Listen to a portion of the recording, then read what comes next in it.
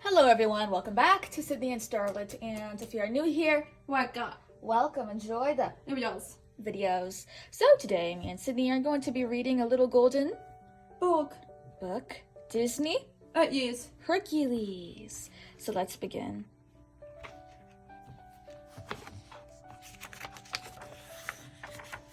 Long ago, Earth was ruled by monsters called Titans. Then a mighty god named Zeus locked the Titans away beneath the ocean so that he and his fellow gods and goddesses could rule the world from Mount Olympus. One happy day, Zeus's wife, Hera, gave birth to a very strong baby. She named him Hercules. All the gods gathered to celebrate the birth, and as a gift, Zeus gave his son a flying horse called Pegasus. Hades, the evil god of the underworld, was among the guests that day.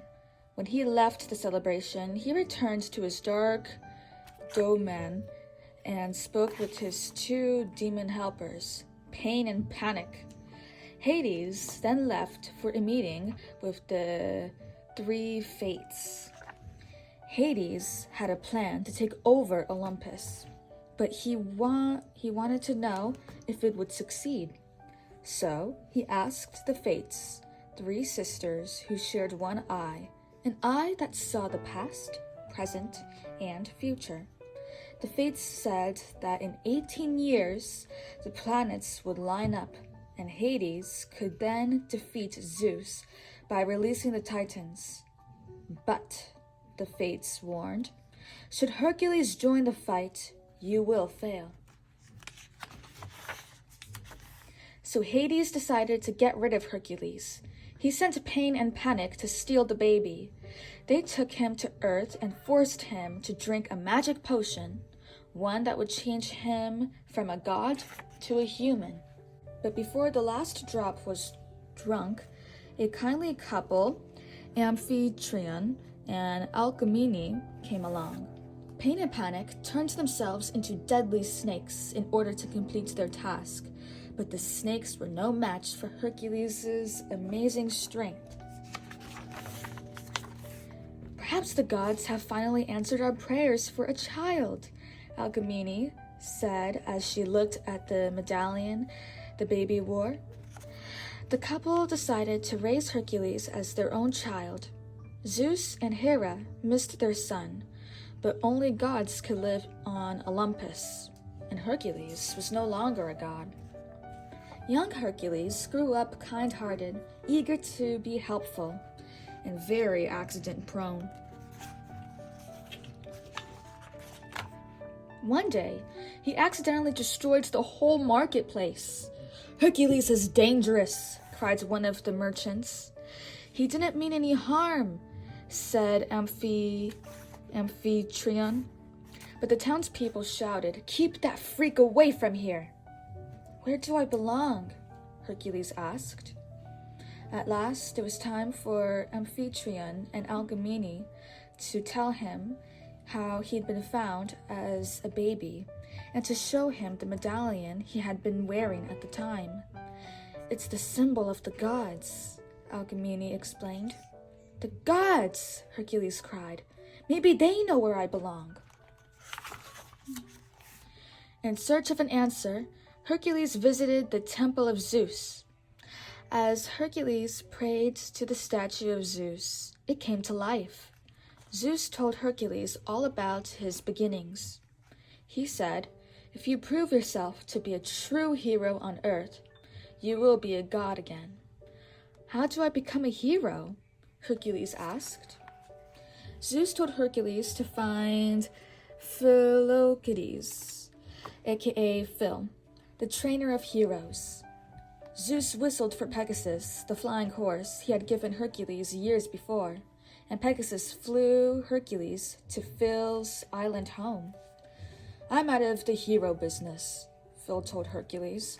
"I'm sick of losers." But when he heard that Hercules was Zeus's son, Phil changed his mind. Hercules trained hard. Finally, he told Phil, "I'm ready to battle monsters, rescue damsels. You know, heroic stuff." Phil agreed. "Saddle up, kid. We're going to the big city of Thebes." On the way, Hercules rescued a girl named Megara, also known as Meg, from a centaur. Hercules didn't know it, but Meg was mixed up with Hades. And Hades had a plan. He forced Meg to trick Hercules into fighting the Hydra, a monster with many heads. Just when it seemed that Hercules was doomed, he smashed his mighty fists into a cliff. With a great crash, the whole cliff tumbled down onto the Hydra. Hercules won! So Hades set an even trickier trap. He ordered Meg to become friendly with Hercules. "Find out his weakness, and I'll set you free," he said. Meg tried, but instead of finding Hercules' weakness, she fell in love with him, and he fell in love with her. When Hades realized how much Hercules cared for Meg, he made her his hostage. Then he told Hercules, "Give up your strength for the next 24 hours, and no harm will come to her." Hercules could not let anything bad happen to Meg, so he agreed. Now, after 18 long years, Hades' plan was posed for success. The planets lined up in proper order, just as the fates had predicted, and Hercules was helpless. Hades released the Titans from their prison. As soon as they were free, the terrible Titans stormed Olympus. At the same time, Hades sent the giant Cyclops to attack Thebes and kill Hercules.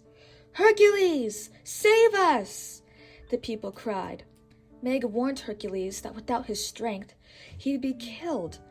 But someone had to stand up to the Cyclops. Hercules grabbed a burning stick to fight the monster. During the battle, Meg pushed Hercules away from a falling column. It fell on her instead. Since Meg was injured, the deal with Hades was broken. Hercules had his strength back. He easily lifted the column off his beloved Meg. "Hurry! You can still stop Hades," she urged. Hercules flew straight to Olympus to free his father and the other gods. Hercules joined forces with them and defeated the Titans. Then he hurried back to Meg's side, but it was too late. Her spirit had disappeared into the underworld. Hercules was determined to save Meg. He traveled to the underworld to bring her spirit back to the world of the living. Amazingly, he succeeded. "That's impossible. Unless you're a god," Hades fumed. It had happened at last.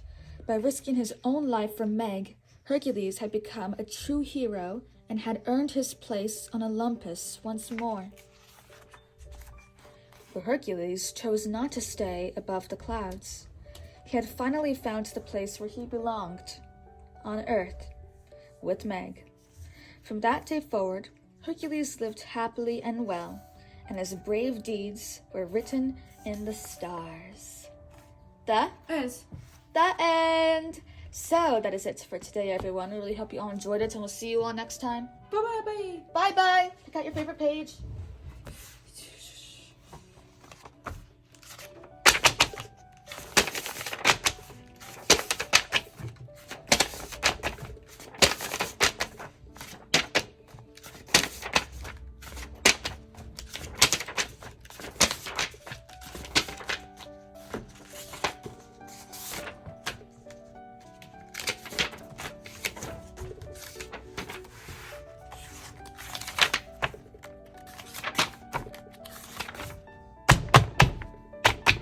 Who's your favorite character? It is. Hercules. Good choice. Bye-bye.